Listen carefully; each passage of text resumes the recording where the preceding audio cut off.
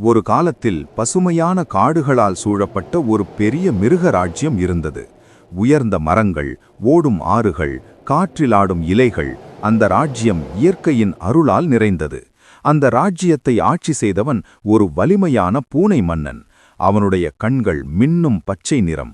அவன் நடந்தால் மண்ணே அதிர்ந்தது போல தோன்றும். அவன் குரல் முழங்கினால் எல்லா மிருகங்களும் அமைதியாகிவிடும். அவன் வீரன், வேகமானவன், யாரும் அவனை எதிர்க்க துணியவில்லை. ஆனால் அவனுக்கு ஒரு சிறிய குறை இருந்தது. அவன் தன் அறிவை விட தன் ஆட்சியையே பெரிதாக நினைப்பவன். அந்த மன்னனின் அரண்மனையில் ஒரு சிறிய எலி அமைச்சர் இருந்தான். உடலில் சிந்தவன்தான், ஆனால் அறிவில் பெரியவன். அவன் அமைதியாக பேசுவான். எல்லா பிரச்சனைகளையும் பொறுமையாக கேட்டு யோசித்து தீர்வு காண்பான். மிருகங்கள் எல்லாம் அவனை மதித்தன. பூனை மன்னனும் அவன் அறிவை ரசித்திருந்தான். ஆனால் அவன் மனதில் ஒரு எண்ணம் இருந்தது. நான் மன்னன், இவன் ஒரு எலிதான். ஒரு நாள் மாலை நேரம். சூரியன் சிவப்பு நிறத்தில் மெதுவாக மறைந்து கொண்டிருந்தது. அரண்மனை மண்டபத்தில் பொற்கொத்தான சிங்காசனத்தில் பூனை மன்னன் அமர்ந்திருந்தான். அருகில் எலி அமைச்சர் மரியாதையுடன் நின்றிருந்தான். மன்னன் சிரித்தபடி கேட்டான், எலி அமைச்சரே, உண்மையைச் சொல்லுவது எளிதா இல்லையா பொய்யைச் சொல்லுவது எளிதா? எலி மெதுவாக தலைகுனிந்து, அரசே, உண்மையைச் சொல்வதுதான் எளிது. அது ஒரே மாதிரி இருக்கும். அதை நினைவில் வைத்துக் கொள்ள போராட வேண்டியதில்லை. ஆனால் பொய் சொன்னால் அதை மறைக்க இன்னொரு பொய் தேவைப்படும் என்றான். மன்னன் சிரித்தான். அப்படியா, உன் அறிவை சோதித்துப் பார்க்கிறேன் என்று கூறி சேவகரை அழைத்தான். வெண்மையாக மின்னும் ஒரு பெரிய பாத்திரம் பாலை கொண்டு வரச் சொன்னான். அரண்மனையில் ஒரு நீளமான பாம்பு இருந்தது. அது மிகவும் எச்சரிக்கையானது.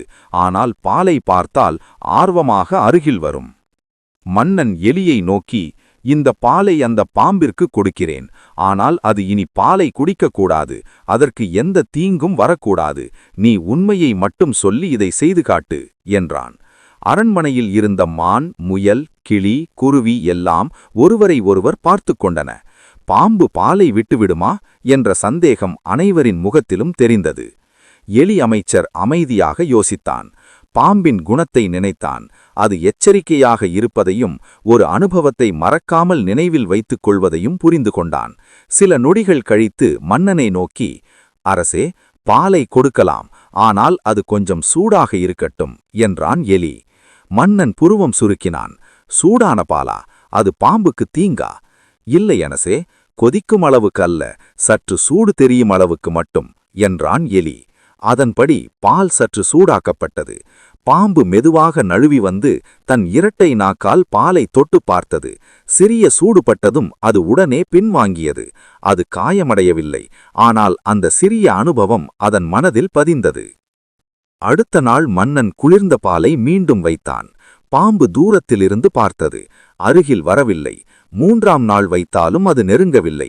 பால் குளிர்ந்ததாயிருந்தாலும் அந்த முன்னைய அனுபவம் அதன் நினைவில் தெளிவாக இருந்தது. மன்னன் ஆச்சரியப்பட்டான். நான் தடுக்கவே இல்லை. பால் இப்போது குளிர்ந்தது. ஆனாலும் அது குடிக்கவில்லை என்றான். எலி மெதுவாக புன்னகைத்தான். அரசே, நான் பொய் சொல்லவில்லை. அதற்கு தீங்கும் செய்யவில்லை. ஒரு சிறிய அனுபவம் அதை எச்சரிக்கையாக்கியது. சில நேரங்களில் வாழ்க்கையில் அனுபவமே ஆசிரியர். உண்மையைச் சொல்லி சரியான வழிகாட்டினால் யாரையும் ஏமாற்றாமல் பிரச்சனையை தீர்க்கலாம் என்றான். பூனை மன்னன் சில நொடிகள் அமைதியாக நின்றான். அவன் மனதில் ஏதோ மாறியது. தன் வலிமை மட்டுமே போதாது என்பதை கண்டான். பிறகு எழுந்து நின்று, எலி அமைச்சரே, இன்று நான் ஒரு பெரிய பாடம் கற்றுக்கொண்டேன். வலிமை பெரியதல்ல, அறிவும் உண்மையும் சேர்ந்தால்தான் உண்மையான வலிமை என்றான். அந்த நாள் முதல் பூனை மன்னன் தனது அகந்தையை குறைத்தான். எலி அமைச்சரின் அறிவை அதிகமாக மதித்தான். அரண்மனை மிருகங்கள் எல்லாம் ஒரு முக்கியமான பாடத்தை மனதில் நிறுத்தின. பொய் சொல்லி சில நேரம் வெற்றி பெறலாம். ஆனால் உண்மையுடன் நடந்து கொண்டால் நம்பிக்கையும் மரியாதையும் என்றும் கிடைக்கும்.